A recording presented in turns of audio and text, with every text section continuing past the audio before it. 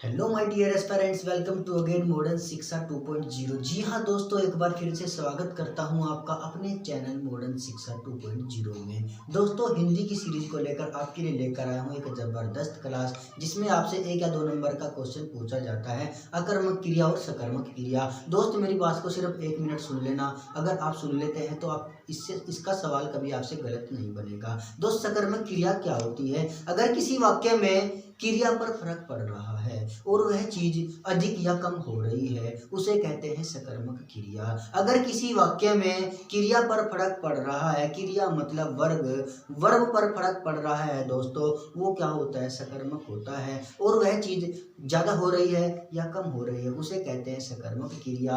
अगर फर्क पड़ता है कर्ता पर, करने वाले पर, कर्ता मतलब करने वाला सब्जेक्ट, अगर फर्क पड़ता है कर्ता पर तो वह क्रिया अकर्मक हो जाएगी। बस इतनी सी बात ध्यान दे लेना, इसके कभी भी सवाल गलत नहीं होंगे। यहाँ पर देख लेना मैंने आपके लिए क्या, अगर दिए गए वाक्य में क्रिया पर फर्क पड़ता है और वह कम या ज्यादा होती है तो सकर्मक क्रिया होगी।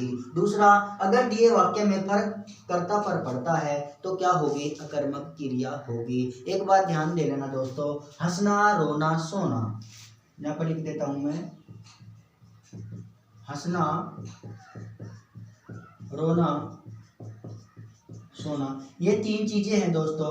अगर ये किसी भी सेंटेंस में आ जाए, किसी वाक्य में आ जाएंगी ना, तो दोस्तों हंसने से रिलेटेड, रोने से रिलेटेड, सोने से रिलेटेड, तो सीधा आपको अकर्मक कर देना है, कुछ भी सोचना नहीं है। ये छोटी सी ट्रिक आप ध्यान रख लेना, ठीक है। आगे यहाँ देखो, पहला एग्जाम्पल, रोहित सेब खाता है। रोहित सेब खाता है, आप बताइए ये क्रिया अकर्मक है या सकर्मक है? आपने देखा कि रोहित क्या खाता है? सेब खाता है। क्या का जवाब भी दे रहा है, और क्या खाता है? सेब खाता है। जब सेब को खाया जाएगा तो क्या हो जाएगा? कम होता है ना, कम हो जाएगा सेब। जब जब आप सेब खाओगे कम हो जाएगा। तो फर्क किस पर पड़ा?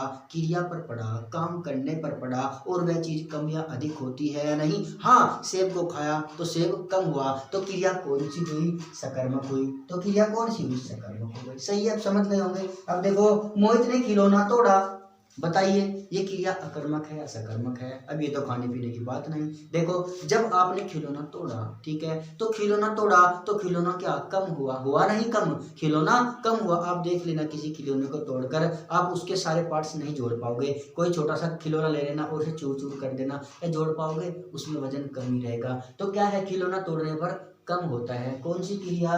सकर्मक क्रिया। सही है दोस्तों। घोड़ा दौड़ता है, अब आपने देखा घोड़ा दौड़ता है, दौड़ने पर क्या होगा? जब आप दौड़ लगाते हैं, दौड़ते जाते हैं, तो क्या होता है? अपने ऊपर फर्क पड़ता है, हम थक जाते हैं ना, थक जाते हैं, पसीने वसीने आ जाते हैं। तो फर्क किस पर पड़ा? करने वाले पर, कर्ता पर फर्क पड़ा। जब हम दौड़ेंगे तो हमारे ऊपर फर्क पड़ता है। क्यों? हम थक जाते हैं। जब घोड़ा दौड़ रहा है तो घोड़ा भी तो कोई जीव है, उस पर फर्क पड़ रहा है। कोई क्रिया है क्या? नहीं, क्रिया दौड़ने की हो रही है, लेकिन फर्क किस पर पड़ रहा है? कर्ता पर फर्क पड़ रहा है। तो क्रिया कौन सी? अकर्मक क्रिया। कौन सी?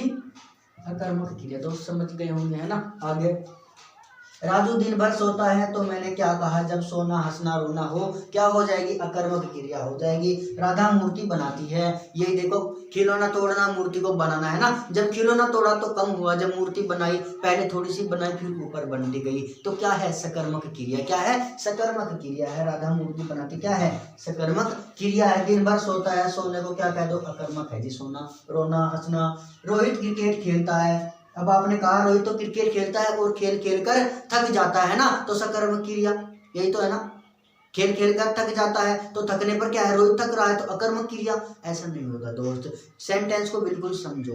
क्या है? जब क्रिकेट खेलता है तो पहले 1 रन बनाए, फिर 10 रन बनाए, फिर 15 रन बनाए, और रोहित क्या करता है? सेंचुरी मार देता है ना, सेंचुरी मार देता है, तो रनों की संख्या में क्या होती है? बढ़ोतरी होती जाती है। तो क्रिया कौन सी? सकर्मक क्रिया। जिस चीज में घटना बढ़ना शामिल रहता है उसे कहते हैं सकर्मक क्रिया। दोस्त, ये 6-7 एग्जाम्पल मैंने बहुत कम एग्जाम्पल लिए हैं और बिल्कुल सही तरीके से आपको बता दिया है। बस ध्यान क्या रखना है? अगर फर्क क्रिया पर पड़े और वह चीज घट बढ़ रही हो तो सकर्मक, अगर फर्क कर्ता पर पड़े और वह चीज कांस्टेंट बनी रहती है तो क्या होता है? अकर्मक क्रिया। दोस्त, उम्मीद है आपकी समझ में आया होगा। अगर चैनल पर नए व्यूअर हैं दोस्त, सब्सक्राइब जरूर कर देना और वीडियो को लाइक शेयर जरूर कर देना। तो चलिए दोस्त, मिलते हैं अगली क्लास में।